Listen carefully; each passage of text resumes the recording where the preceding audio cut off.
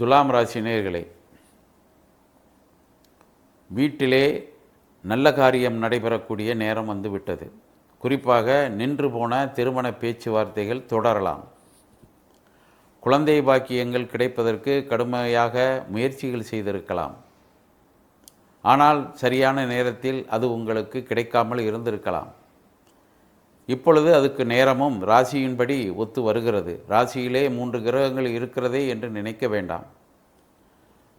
ஆனால் சில கிரக நிலவரங்களை வைத்து நாம் ஒரு முடிவுக்கு வர வேண்டியது இருக்கிறது. காரணம், 10ஆம் இடம் என்பது பதவி.